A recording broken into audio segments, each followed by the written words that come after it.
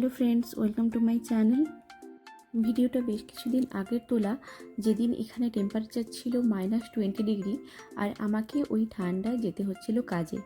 এমনিতে এত ঠান্ডায় হাত বের করে ফোন নিয়ে ভিডিও করার মতো সাহস আমার হয় না, তাও একদিন সাহস করে এই ভিডিওটা বানিয়েছিলাম, তাই ভাবলাম শেয়ার করি।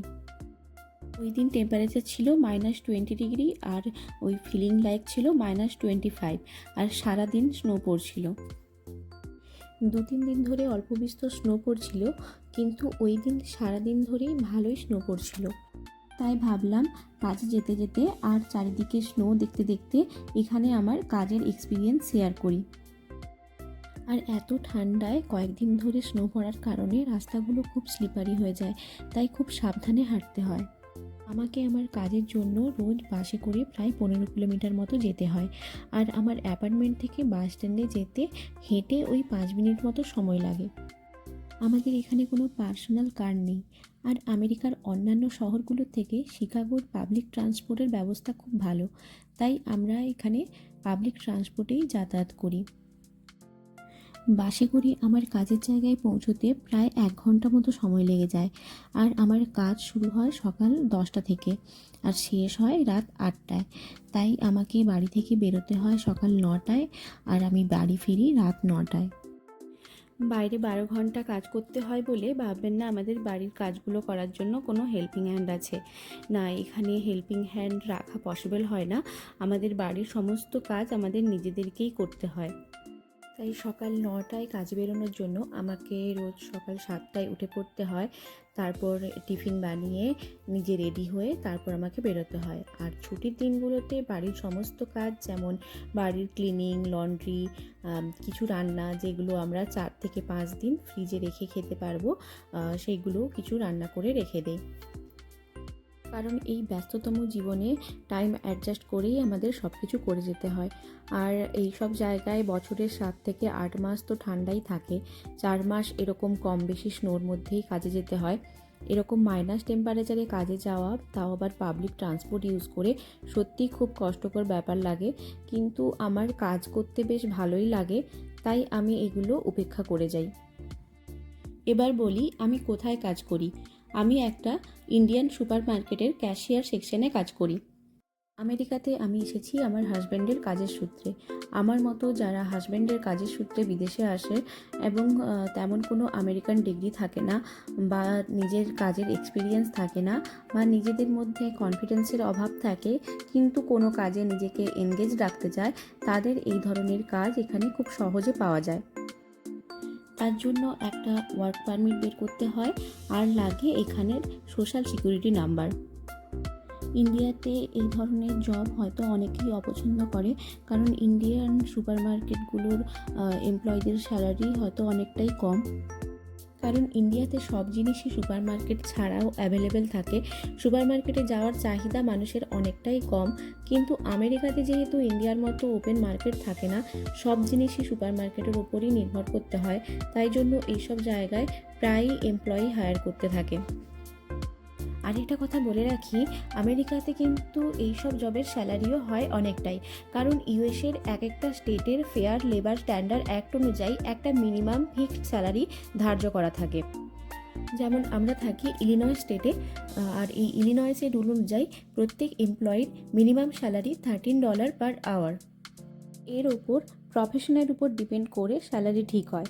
এখানে হায়ার লেভেলে যারা জব করেন, যেমন ডক্টরস, ইঞ্জিনিয়ার্স, প্রফেসর, ওদের যেমন মান্থলি ইনকাম ফিক্সড থাকে, কিন্তু এইসব লোয়ার লেভেলের যারা এমপ্লয়ি, তাদের জবগুলোতে স্যালারি হয় আওয়ার কাউন্ট করে। আবার ইলিনয়েসের রুল অনুযায়ী কোনো এমপ্লয়ি কোনো সংস্থায় উইকলি 40 আওয়ার্সের বেশি কাজ করতে পারে না। বেশি কাজ করলে ওটা ওভারটাইম হিসেবে ধরা হয়, আর এই ওভারটাইম স্যালারি হয় মেন স্যালারির প্রায় 1.5 গুণ। এই ক্লিপটা অন্য একদিনে নেওয়া, যেদিন খুব হালকা স্নো পড়ছিল, এত স্নো ছিল না রাস্তায়।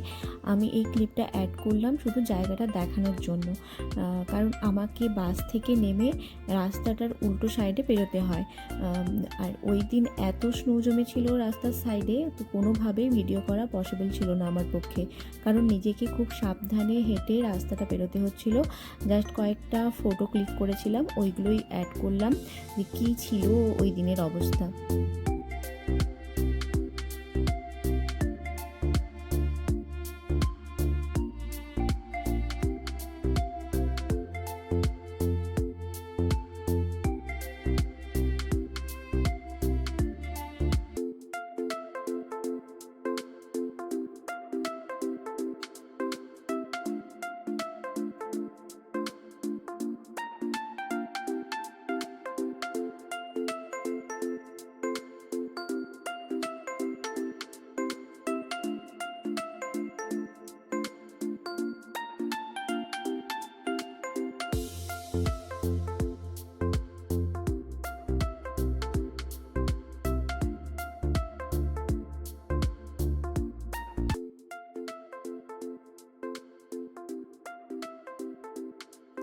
আমি আমার কাজের জায়গায় পৌঁছে গেছি।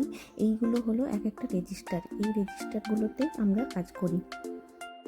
এই স্টোরটি হলো শিকাগোর সবচেয়ে বড় ইন্ডিয়ান গ্রসারি স্টোর, যেখানে সব ধরনের ইন্ডিয়ান গ্রসারি, সবজি সব কিছুই পাওয়া যায়। আমাদের মতো অনেক ইন্ডিয়ান যারা ইন্ডিয়ান গ্রসারি সবজি ছাড়া আমরা ভাবতে পারি না, আমেরিকান খাবার দাবারে এতটা অভ্যস্ত নয়, তাদের একমাত্র ভরসার জায়গা এই স্টোরটা, যেখানে আমরা সব ধরনেরই ইন্ডিয়ান সবজি, মশলা সব কিছুই আমরা এই স্টোর থেকেই পাই। আমার এখনও কাজ শুরু হয়নি, সবাই এখনও এসে পৌঁছোয়নি। আমি বাসে আসি, তাই আমাকে বাসের টাইম অনুযায়ী আসতে হয়, তাই আমি একটু আগেই পৌঁছে যাই। তো হাতে আমার একটু সময় আছে, তাই ভাবলাম একবার স্টোরটা ঘুরিয়ে দেখাই।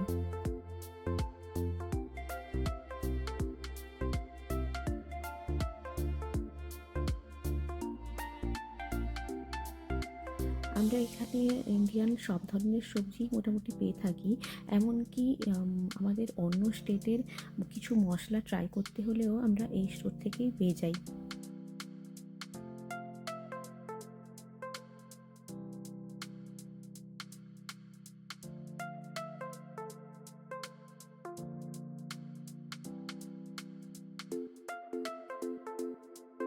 ইন্ডিয়াতে আমরা যেমন ফ্রেশ মিষ্টি খেয়ে অভ্যস্ত, সেই ধরনের মিষ্টি আমরা এখানে পাই না। এগুলো সবই কুলারে রাখা বা ফ্রোজেন করা মিষ্টি থাকে, যেগুলো প্রিজার্ভ করা থাকে, যেগুলো আমরা কখনোই ফ্রেশ পাই না।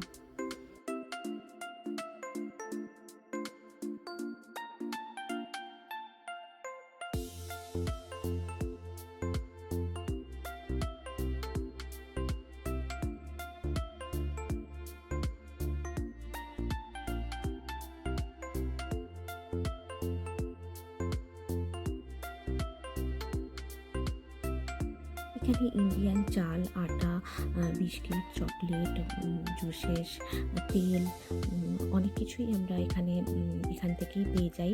এমনকি ইন্ডিয়ান কিছু কসমেটিক্সও এখানে এরা রাখে। ইন্ডিয়ান জিনিসপত্র ছাড়াও এদের নিজস্ব ব্র্যান্ড, যেমন স্বাদ ব্র্যান্ডের জিনিসও এরা বিক্রি করে, আর যেটা একটু তুলনামূলক ইন্ডিয়ান জিনিসপত্রের থেকে একটু দামটাও কম হয়।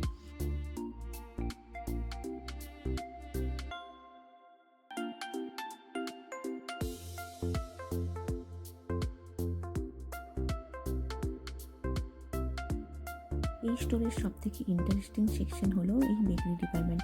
এই বেকারি ডিপার্টমেন্টে ফ্রেশ রুটি তৈরি হয়, এমনকি অনেক কিছু স্ন্যাক্সও পাওয়া যায়। আমেরিকাতে সবাই প্রায় কাজে এনগেজ থাকে, কম বেশি সবাইকেই কাজের জন্য বাইরে বেরোতে হয়, তাই রান্নার জন্য এত সময় দেওয়া যায় না। আর এখানে এইসব ফ্রেশ রুটি, স্ন্যাক্স এইসব ভালোই পাওয়া যায়, তো এইগুলোর জন্য অনেকটাই হেল্প হয়।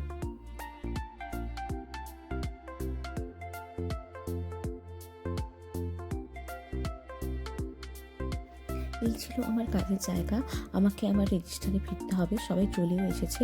আর আমাদের রেজিস্ট্রারদের কাজ হলো কাস্টমারদের শপিং আইটেমগুলোর বিল রেডি করা আর তাদের কাছ থেকে পেমেন্ট নেওয়া।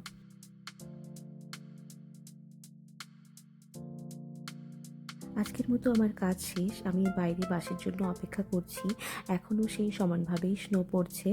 তো আমি রোজ ওই ৮টা, সাড়ে ৮টার বাসেই বাড়ি যাই। আজকের মতো এতটাই। সবাই খুব ভালো থাকুন, সুস্থ থাকুন। আর আমার এই ভিডিওটা কেমন লাগলো অবশ্যই কমেন্ট করে জানাবেন।